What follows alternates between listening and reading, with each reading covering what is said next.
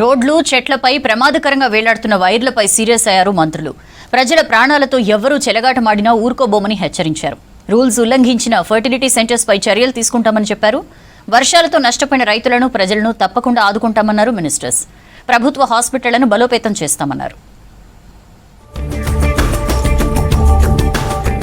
Infrastructure, capital works పురోగతిపై హైదరాబాద్ సెక్రటేరియట్లో deputy CM Bhatti Vikramarka అధ్యక్షతన మంత్రుల కమిటీ సమావేశమైంది. ఇందులో మంత్రులు ఉత్తమ్, కోమటిరెడ్డి వెంకటరెడ్డి, సీతక్క పాల్గొన్నారు. రాష్ట్ర రాజధాని నుంచి జిల్లా కేంద్రాలు, మండల కేంద్రాలకు, గ్రామీణ ప్రాంతాలకు రోడ్ల కనెక్టివిటీపై చర్చించారు. రవాణా వ్యవస్థ బాగుంటే గ్రామీణ ప్రాంతాల్లోనూ ఇండస్ట్రీస్ ఏర్పాటు చేయొచ్చన్నారు మంత్రి వెంకటరెడ్డి. మారుమూల ప్రజలకు ఉద్యోగ, ఉపాధి అవకాశాలు ఏర్పడతాయని తెలిపారు. మంచి రోడ్లు ఉంటే రవాణా మెరుగుపడుతుందన్నారు. హ్యామ్ విధానంలో రోడ్ల నిర్మాణం స్పీడప్ చేయాలని అధికారులను ఆదేశించారు మంత్రులు. 3 ఏళ్లలో యాక్సిడెంట్లకు ఆస్కారం లేని మంచి రోడ్లు అందుబాటులోకి తీసుకురావాలన్నారు.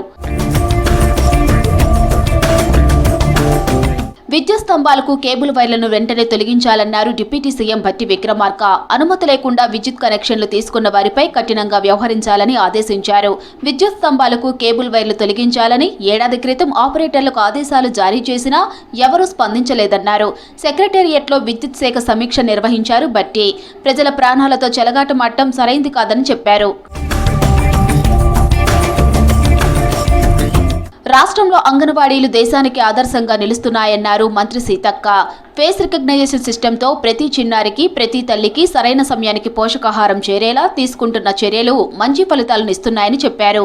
ఎఫ్ఆర్ఎస్తో పాలు, గుడ్లు, బాలామృతం వంటి పోషకాహార సరుకులు ఎటువంటి దారి మళ్లింపులు లేకుండా నేరుగా లబ్ధిదారుల చేతికి చేరుతున్నాయన్నారు. ఫేస్ రికగ్నైజేషన్ సిస్టమ్ రాష్ట్రంలో 74% పూర్తయిందని, త్వరలో మరికొంతమందిని చేర్చుతామన్నారు మంత్రి సీతక్క.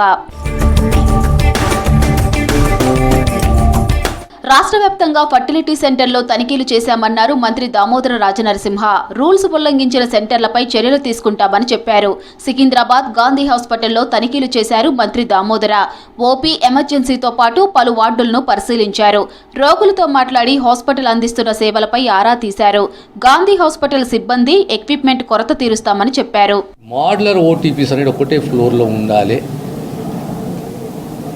అనేది ఒక మంచి అంశాన్ని చర్చించాము. దీనికి సంబంధించి ఒక కమిటీని ఏర్పాటు చేసి అడ్వాంటేజెస్, డిసడ్వాంటేజెస్ దీన్ని తీక్షణంగా పరిశీలించి గవర్నమెంట్కు రికమెండ్ చేయాలి. ఆ దిశగా ఒక కమిటీని ఏర్పాటు చేస్తాము. భారీ వర్షాలతో నష్టపోయిన రైతులకు ఎకరాకు 10,000 రూపాయలు ఇస్తామన్నారు మంత్రి జూపల్లి కృష్ణారావు. వర్షాలతో రోడ్లు దెబ్బతిన్నాయని, ఇండ్లు కూలిపోయాయని చెప్పారు. దెబ్బతిన్న రోడ్లను వెంటనే రిపేర్లు చేసి ప్రజలు ఇబ్బందులు పడకుండా చూడాలన్నారు.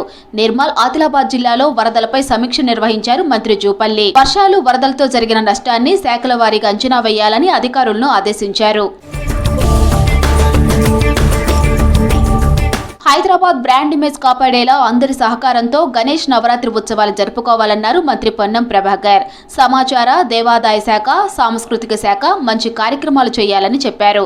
హైదరాబాద్ 3 కమిషనరేట్ల పరిధిలో 1,00,000 విగ్రహాలు పెట్టబోతున్నారని, అందుకు తగ్గట్టు ఏర్పాట్లు చేయాలని అధికారులను ఆదేశించారు. హైదరాబాద్ జూబ్లీహిల్స్లోని ఎంసీహెచ్ఆర్డీలో గణేష్ ఉత్సవాలపై అధికారులతో సమీక్ష నిర్వహించారు మంత్రి పొన్నం. గణేష్ నిమజ్జనానికి విస్తృతంగా ఏర్పాట్లు చేయాలన్నారు. నిర్వహణ, నిమజ్జనం వరకు కూడా కార్యక్రమాన్ని 3 దశల్లో మనం సమీక్షించుకుంటూ వివిధ డిపార్ట్మెంట్స్కు సంబంధించి గత సంవత్సరం చేసినటువంటి దానికంటే ఏ విధంగా ఇంకా మెరుగైన విధంగా చేయడము, ఎటువంటి ఇబ్బందులు లేకుండా నిర్వాహకులు ఏ విధంగా మద్దతును, సహకారాన్ని అందించాలి. సూర్యాపేట జిల్లా హుజూర్ నగర్ నియోజకవర్గం జాన్పహాడ్ గ్రామంలో ఇందిరమ్మ ఇళ్ల బిల్లులు చెల్లింపులో జరిగిన అవకతవకలపై సీరియస్ అయ్యారు మంత్రి ఉత్తమ్ కుమార్ రెడ్డి. అవకతవకలపై కారణమైన వారిపై చర్యలు తీసుకోవాలని ఆదేశించారు.